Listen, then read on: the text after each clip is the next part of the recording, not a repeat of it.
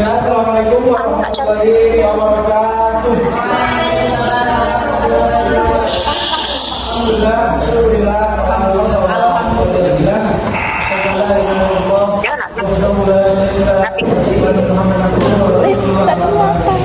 Alhamdulillah, sama-sama berbahagia. Dijadikan dari kelompok dua untuk sedikit mempresentasikan hasil dari makalah kami dengan judul Pembinaan Masyarakat Madinah. Di sini kelompoknya ada saya, Soib, Aziza, kemudian Siti Nurhaliza. Baik. Yes.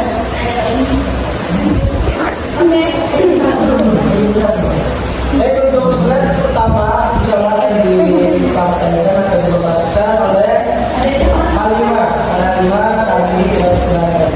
Assalamualaikum warahmatullahi wabarakatuh. Waalaikumsalam warahmatullahi wabarakatuh. Baik teman-teman, jadi pada diskusi kita kali ini kelompok kami akan membahas tentang pembinaan masyarakat Madinah.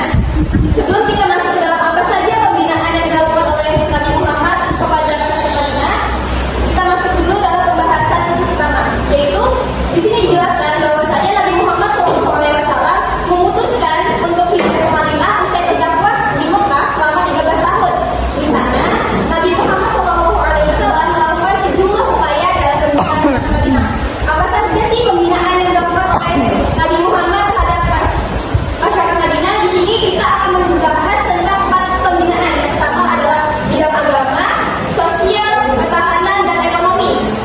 Baik, kita langsung masuk ke dalam pembahasan pembinaan Rasulullah dalam bidang agama. Jadi pada zaman Nabi Muhammad, pada masa Nabi Muhammad, masjid digunakan sebagai pusat kegiatan masjid digunakan sebagai pusat kegiatan. Oleh karena itu, Rasulullah bersama dengan masyarakat muslim membangun Masjid Nabawi pada bulan Rabiul Awal tahun 1 Hijriah. Adapun beberapa fungsi dibangunnya masjid selain sebagai tempat ibadah adalah satu, sebagai pusat pembinaan umat Islam. Yang kedua, tempat untuk belajar Al-Quran dan hadis. Dan yang ketiga adalah tempat untuk mempererat hubungan saudara. Jadi, saat pertama kali Rasulullah sampai ke Madinah, hal pertama yang beliau lakukan adalah membangun masjid. Masjid apa? Yaitu Masjid Nabawi. Untuk apa? Untuk membina masyarakat Madinah mengenai hal selain agama, tapi juga tentang sosialnya dia. Jadi masjid itu digunakan untuk pembelajaran dan tempat ibadah di sana. Selanjutnya kita masuk ke dalam pembinaan dalam bidang sosial. Dalam pembahasan kali ini akan dijelaskan oleh teman kita, yaitu Aziza. Silakan. Jadi saya akan menjelaskan tentang pembinaan dalam bidang sosial. Pada saat Nabi Muhammad SAW berusaha dengan sekuat tenaga mempersatukan kaum Ansor dan kaum Muhajirin, beliau mempersaudarakan kaum Ansor dan kaum Muhajirin di rumah Anas bin Malik. Mereka yang dipersatukan dalam persaudaraan Islam ini terdiri dari 90 orang. Kaum Ansor merelakan rumah, hewan, peliharaan, uang, gandum, dan tanah perkebunannya. Dan tanah perkebunannya ini dibagi dengan saudara-saudara sesama muslim yang baru berhijrah. Kemudian sikap dermawan inilah yang semakin mengokohkan persaudaraan di antara mereka. Yang selanjutnya ada pembinaan dalam bidang ekonomi.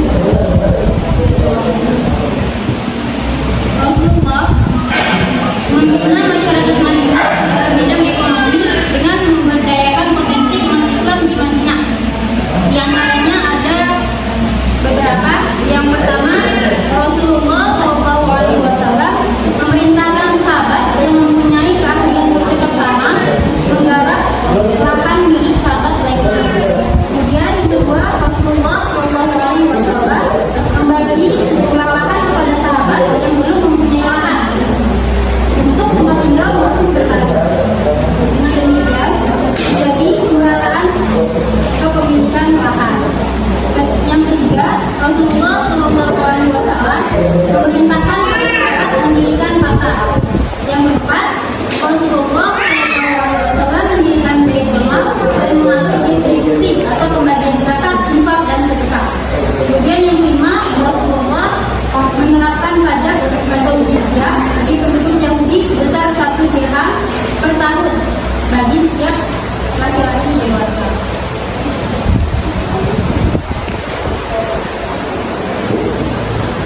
Kemudian pembinaan dan pendaftaran akan disampaikan. Oke, baik. Di sini saya akan sedikit membahas pembinaan dalam bidang pertahanan.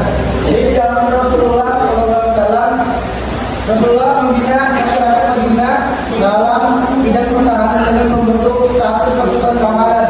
Jadi mana Rasulullah membentuk satu pasukan keamanan untuk menjaga kedamaian atau keamanan di masyarakat yang telah berhasil Rasulullah capai. Kemudian hal ini pun menjaga keamanan kota Madinah di saat itu. Dan saat itu juga setelah Rasulullah membentuk satu tim keamanan, Rasulullah pergi berdakwah di tempat lain untuk mendakwai para musyrikin untuk masuk Islam dengan penuh keberanian, karena Rasulullah telah meninggalkan pasukan keamanan di tempat yang telah Rasulullah latih begitu.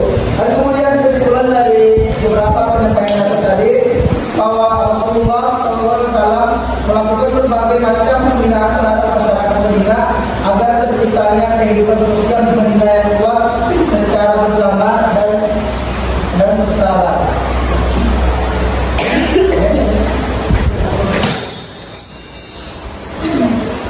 Oke, terima kasih untuk sekian dari kami. Mau bertanya saya berbicara, mau bertanya dipersilakan.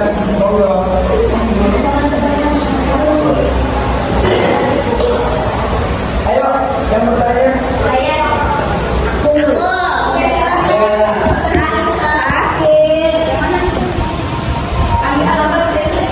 Oke, ada. Oh, ada bisa. Oke. Ya, mengapa Nabi menempatkan pembangunan masjid? Silakan, sudah.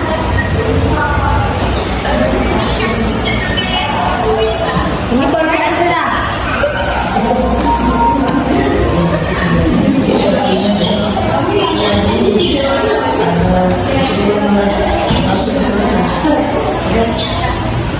Oh, jadi yang berikut juga pertanyaan sudah.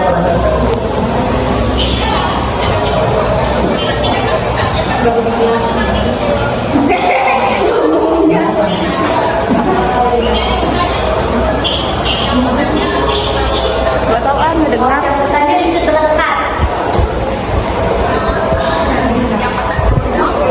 Udah di videoin.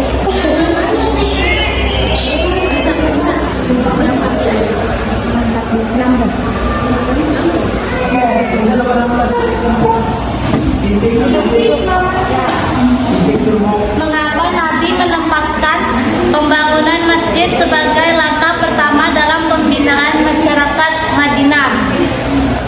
baik, mungkin langsung saya jawab ya.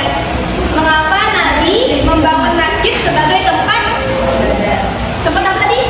Tempat ibadah. Iya, benar. Karena pertama, Rasulullah itu membangun masjid sebagai tempat ibadah karena disitulah tempat berkumpulnya kaum muslimin dan muslimat. Jadi masjid merupakan simbol dari komitmen untuk membangun ikatan supaya terjalinnya tali persaudaraan, tali silaturahmi yang semakin menyatu atau kuat. Oleh karena itu,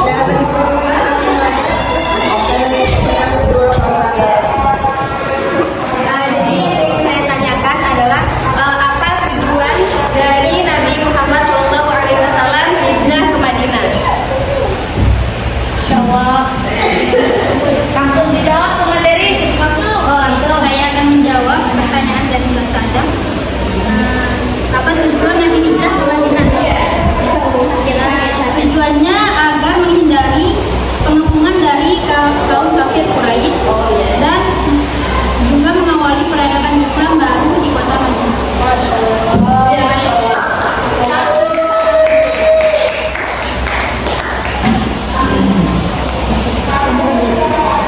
Oke, lanjut. Daus.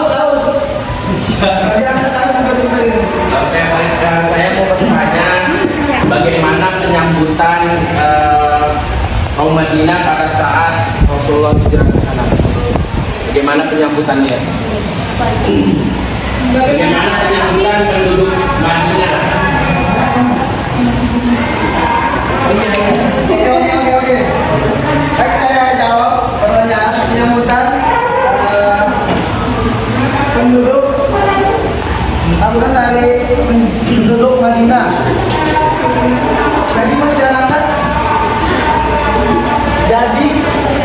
Masyarakat Madinah sangat senang akan kedatangan Nabi Muhammad SAW. Mereka menyambut dengan gembira dan penuh sukacita seperti itu. Oke, lanjut Eka. Iya. Saya mau tanya. Apa saja upaya yang berhasil? Apa saja nilai ajaran Islam yang Nabi kembangkan untuk membangun masyarakat Madinah dalam bidang sosial? Baik, mungkin saya akan membantu jawab. Apa saja? Apa saja nilai ajaran Islam yang Nabi kembangkan untuk membangun masyarakat Madinah dalam bidang sosial? Oke, mungkin di sini untuk bidang sosialnya pertama, kalau misalkan kita saling kenal dan saling sayang ya, saling kenal saling sayang, ya kan? Iya kan? Kan tadi kan menjaga iya, saling kenal saling sayang, maaf. Jadi maksudnya kan kayak misalkan ya nih dipersatukan dan ketemu segala macam, menjalin lagi tali silaturahmi. Jadi mereka tuh saling menyayangi, menganggap persaudaraan gitu. Ini saudara saya nih, saya harus saling menjaga. Dibilang rasa kasih sayang terhadap sesama saudara. Itu mungkin itu aja. Oke, lanjut nasi. Apa langkah pertama yang dilakukan Nabi ketika di Madinah? Nasi ya. Ya.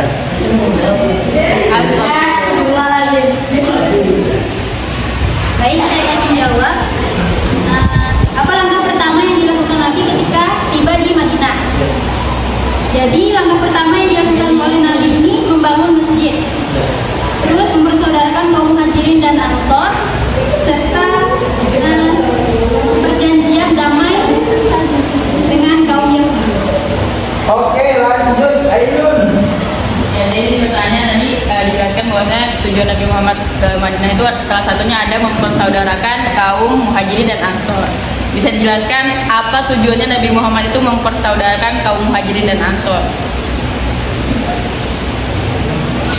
Oke, baik, langsung aja kita menjawab pertanyaan dari Ayun. Apa tujuan mempersaudarakan kaum Muhajirin dan Ansor?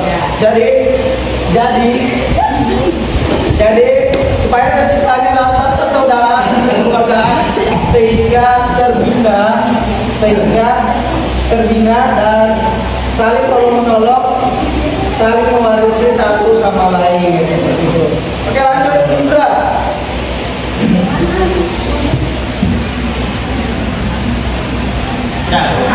Sudah. Apa kunci keberhasilan Nabi dalam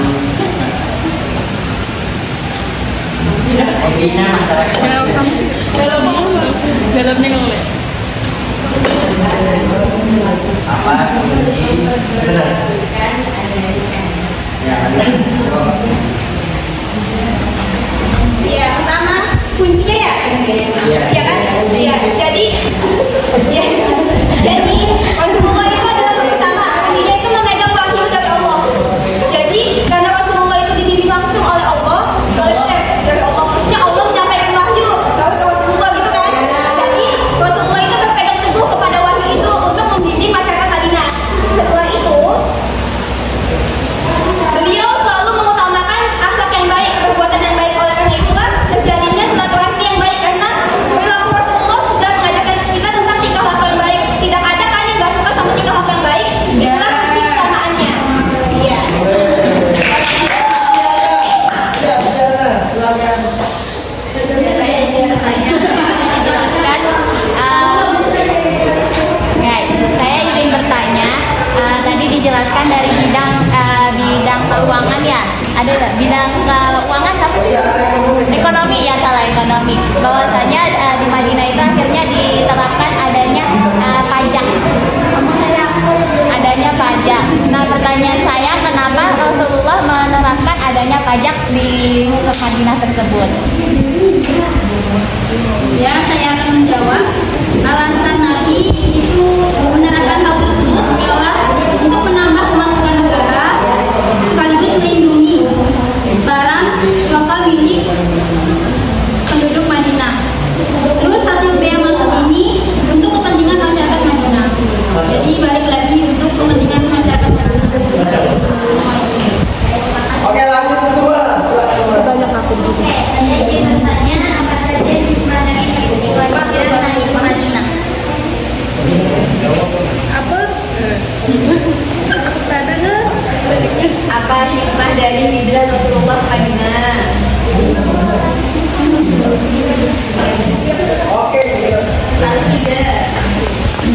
Oke, jadi hikmahnya yaitu menjadi pertama dimulainya penanggalangan Islam, butuhnya persatuan sebuah negara Islam, mengingat akan pentingnya keimanan dan ketakwaan dalam menghadapi cobaan.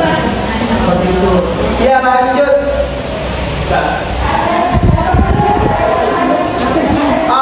Bang Andi.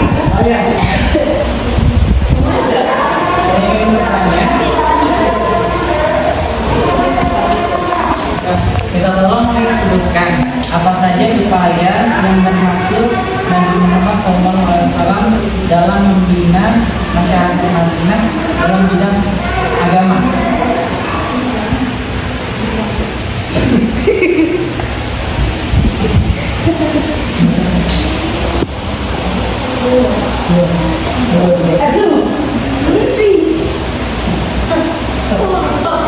Oke, baik, jadi upaya yang berhasil nanti kita dalam bidang agama pada masyarakat ini itu membina masyarakat Madinah, membuahkan hasil gemilang sehingga masyarakat Madinah rajin beribadah, mempunyai keimanan yang kuat dan rajin menuntut ilmu. Masyarakat Madinah menjadi masyarakat yang religius dan pelajar. Oke, untuk pertanyaan terakhir. Masih ada? Belum gue, ada lagi yang ya? Iya. Mbak Musfira. Bagaimana sistem perekonomian pasar Madinah pada masa Nabi Muhammad? Dekat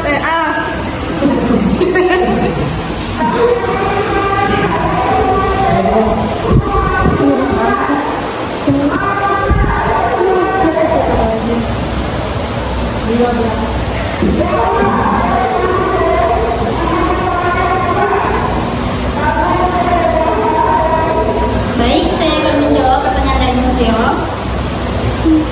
Di sini ada 3 hal yang Nabi tekankan dalam sistem perekonomian. Jadi, pedagang harus, karena pedagang itu harus jujur, karena jika pedagang itu harus jujur. Kemudian, pasar bebas dari restribusi atau sewa, dan Rasulullah melarang monopoli barang dagangan. Cara berdagang pada masa Nabi ini bersaing dengan sangat sehat.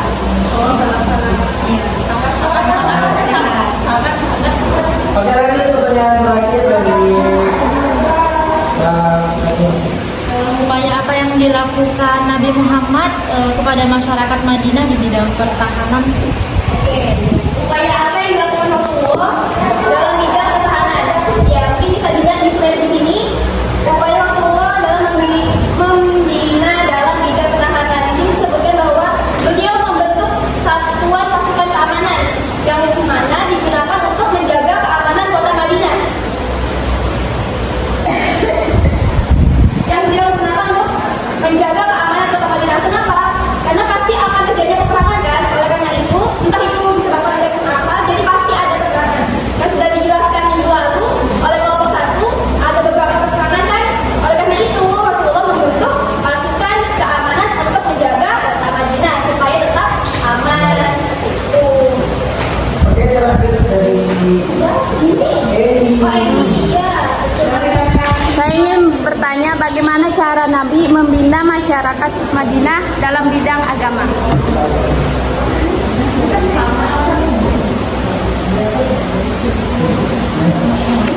Oke, jadi cara Nabi membina masyarakat Madinah dalam agama yaitu dengan memberi contoh langsung. Nabi mengajarkan kepada sahabat agar rajin sholat di masjid, kemudian berzikir, kemudian beriktikaf dan membaca Al-Quran.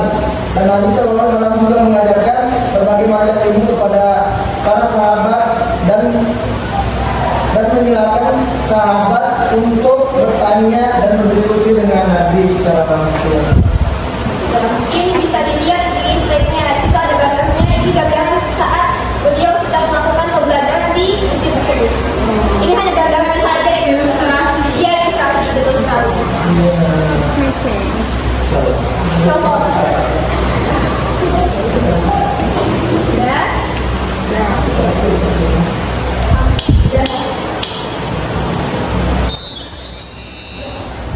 Oke baik, mungkin cukup sekian presentasi dari kelompok kami, kelompok 2. Kurang lebihnya kami mohon maaf. Akhiri, Assalamualaikum warahmatullahi wabarakatuh. Alhamdulillah, ini berapa orang yang hadir ini? Semuanya hadir, Ustazah. Semuanya sudah bertanya? Sudah. Ya, oke. Ibu lihat ini pengambilan videonya yang agak sedikit ya. Jadi nanti ketika diedit, tolong yang ruang-ruang kosong, misalnya pas yang super ini lagi yang video lantai, cut, diedit yang bagus. Jadi di-fitkan lagi.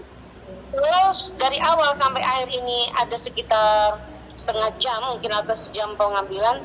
Setelah diedit, buang yang tidak perlu, yang gambar bergoyang dan sebagainya, yang lantailah di shoot, mungkin hanya sekitar 20 menit saja. Jadi nggak terlalu banyak. Tolong diedit ya itu ya. Itu untuk masukan videonya. Kemudian untuk secara keseluruhan penampilan diskusi hari ini, baik yang bertanya maupun yang menjawab, ya sudah cukup banyak pertanyaan-pertanyaan yang benar. Cuman Ibu pikir ada beberapa pertanyaan yang harusnya kritis kita. Ya, contohnya di bidang ekonomi. Secara garis besar, ketika Rasulullah hijrah ke Madinah itu, maka ada pertukaran ilmu dan keahlian antara orang-orang Ansar dan Muhajirin. Apa itu? Kaum Muhajirin itu mempunyai keahlian berdagang. Sementara kaum Ansar keahliannya adalah bercocok tanam. Nah, mereka saling bertukar ilmu dan pengetahuan ini. Itu secara garis besarnya. Tapi coba kita amati sendiri bagaimana ekonomi Rasulullah, ya. Sekarang lontarkan pertanyaan kepada kalian semua. Apakah kalian setuju kalau dikatakan bahwa Rasulullah itu miskin? Bahkan ada yang menyebutkan sangat miskin. Apakah kalian setuju? Bagaimana kalian menanggapi pertanyaan yang seperti ini? Apakah dengan pernyataan begini yang mengatakan bahwa Rasulullah itu miskin, membuat image orang luar itu rendah terhadap Rasulullah? Itu perlu kita berpikir ya. Sampai sini ada yang berani menjawab, yang bisa menjawab? Coba Ibu mau didengar.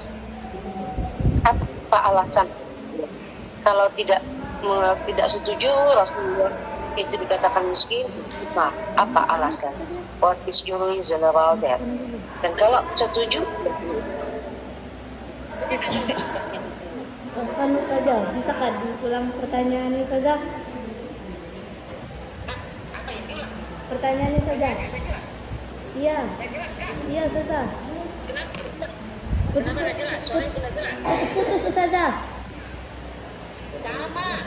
Suara kalian juga putus-putus dengan ibu di sini. Berarti sinyalnya ini terganggu. Iya saja, kayaknya sinyalnya deh saja.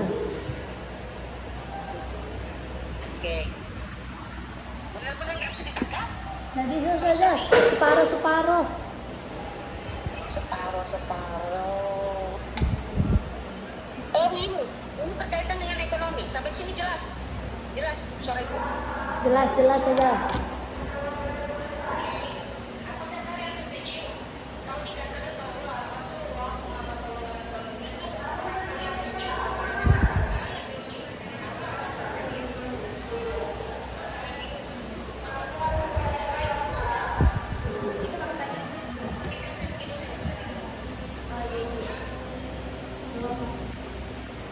Ya, kalau untuk saya, mungkin saya tidak terlalu setuju 50-50. Saya tidak setuju. Kenapa Rasulullah dikatakan miskin? Kenapa? Karena saat Rasulullah meminang Sayyidah Khadijah, beliau memberikan apa kalau bahasa itu? Memberikan maharnya sebanyak 100 unta. Lebih dari iya 100 seperti itu, Ibu. Jadi pada zaman dahulu kan itu kan dihargai dengan sangat mahal. Rasulullah sampai membeli itu artinya Rasulullah sebenarnya memiliki kekayaan. Hanya hanya saja beliau tidak ingin menampakkan. Oleh karena itu Rasulullah hidup dengan sederhana. Tapi sebenarnya Rasulullah adalah orang yang kaya seperti itu. Kalau untuk saya jawab seperti itu.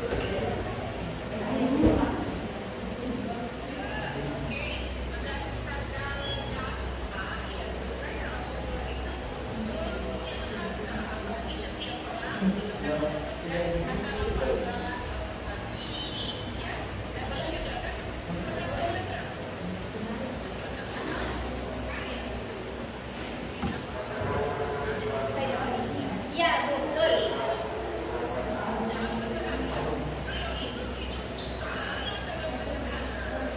Iya, Bu, betul.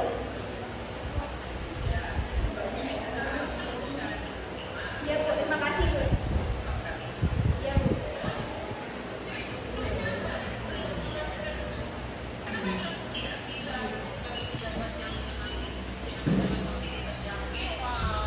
Untuk menunjukkan wibawa beliau. Kenapa? Kira-kira. Kenapa Rasulullah tidak menampakkan kekayaannya, sedangkan beliau mampu? Sebenarnya beliau mampu, hanya saja beliau tidak menampakkan kekayaannya seperti itu, Bu ya? Ya, karena Rasulullah itu kan sebagai pemimpin, maksudnya beliau itulah yang akan menjadi contoh buat kita semua. Oleh karena itu Rasulullah itu menjadikan dirinya, bukan menjadikan, tapi Rasulullah itu memang contoh untuk kita, sebagaimana beliau mencontohkan kalau misalkan kita itu tidak boleh sombong, walaupun kita punya kekayaan yang bisa kita tampakkan sebenarnya. Hanya saja Rasulullah itu mencontohkan bahwasanya kita nggak boleh sombong. Oleh karena itu Rasulullah tidak menampakkan kekayaannya dan hidup sebagai sederhana saja. Seperti itu, Bu. Singkatnya seperti itu. Maksudnya apa? Menurutnya? Maksudnya? Maksudnya kira-kira. Maksudnya? Hikmah di balik itu, hikmah di balik sikap Rasulullah seperti itu apa? Hikmahnya. Untuk menyamaratakan, Bu. Menyamaratakan, Bu, karena kan nggak semua punya harta kekayaan. Ada yang mungkin disebut sebagai orang miskin. Jadi kalau misalkan ada yang kaya yang miskin melihat yang kaya, dia bisa insecure gitu, Bu. Jadi dia tuh menampakkan hidup sederhana supaya bisa saling terjalinnya tali silaturahmi seperti itu. Jadi nggak ada kata derajat lebih tinggi sebagai status sosial lebih tinggi, derajatnya lebih tinggi karena dia lebih kaya. Nah, dia itu menyamaratakan. Kenapa? Karena sesungguhnya di mata Allah itu yang dilihat adalah akhlaknya ya, ketakwaannya. Seperti itu, Ibu. Oke, dari tadi yang jawab ini Hatimah. Ibu mau dengar jawaban dari teman di samping kiri kanan dengan pertanyaan yang sama. Jangan soalnya jawab.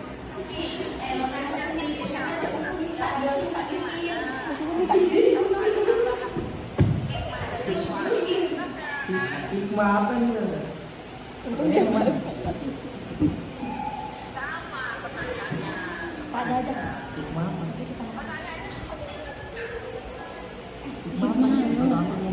Hikmah apa? Hikmah kenapa Rasulullah itu miskin? Padahal beliau itu kan kaya. Tapi kenapa beliau itu nggak miskin? Apakah kalian setuju kalau misalkan Rasulullah itu dibilang miskin? Bukannya untuk anak, apa tuh kayak mengajarkan umat Islam, mengajarkan umat Islam kayak sederhana gitu. Bisa kita kepada Allah dengan adanya sebuah kemiskinan dalam hidupnya, kemiskinan harta. Tapi yang beliau minta adalah sebuah keberkahan, sebuah limpahan rahmat yang diberikan oleh Allah.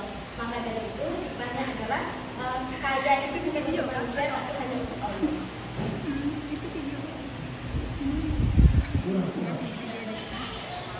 Bukan gitu saja, kan yang dalam artian Rasulullah kenapa terlihat miskin?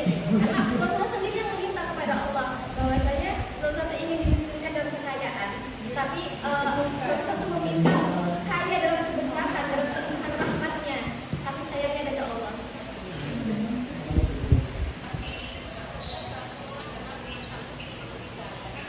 Iya, betul. Karena adanya rahmat, kasih sayang yang Allah kasih ke Rasulullah. Itu alasannya kenapa Rasulullah itu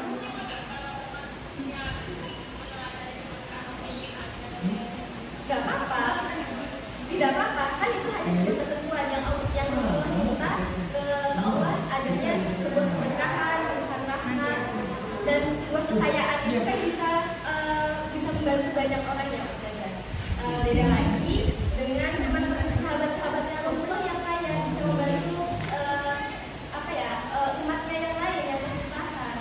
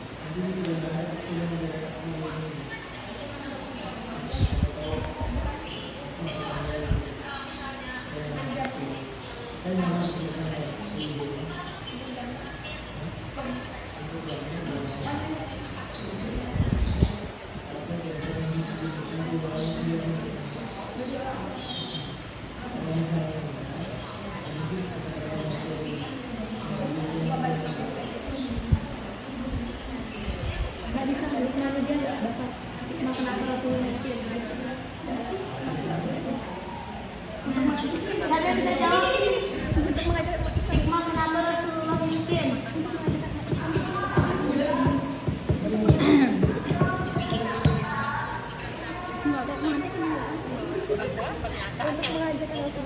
untuk mengajarkan umat Islam sederhana.